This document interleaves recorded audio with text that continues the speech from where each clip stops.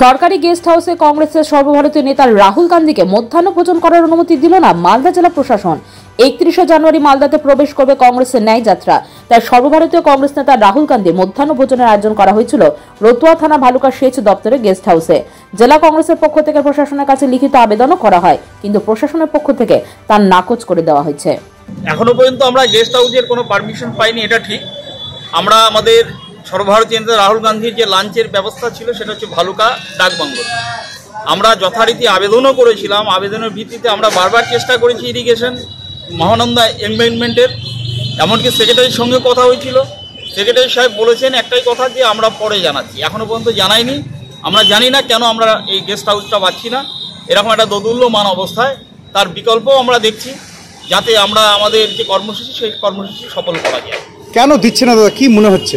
এখন তো আমাদের মনে হচ্ছে যে একটা ভীতি বা আতঙ্ক আধিকারিকদের মধ্যে কাজ করছে। একটা শাসক দল, তারা হয়তো তাদের সেই আধিকারিকরা হয়তো ভাবছে যে আমরা যদি এটা দিয়ে হয়তো ওপে পড়বো কিনা, আমাদের জানা নেই, আমরা সেটা বলতেও চাই না। এরকম একটা দোদুল্যমান অবস্থায় আমাদেরকে রেখেছে।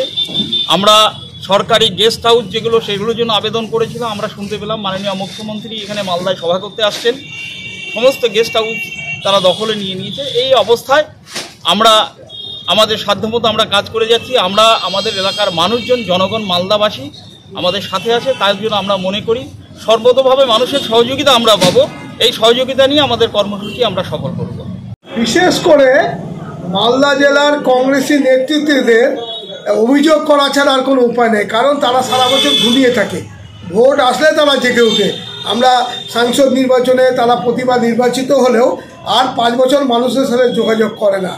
আপনারা জানেন আগামী ফেব্রুয়ারি মাসে উচ্চ মাধ্যমিক পরীক্ষার জন্য রাজ্য সরকার মানুষের বিভিন্ন প্রকল্পের যে মেলাগুলো করে, তা জানুয়ারি মাস ধরেই সেই মেলাগুলো হচ্ছে।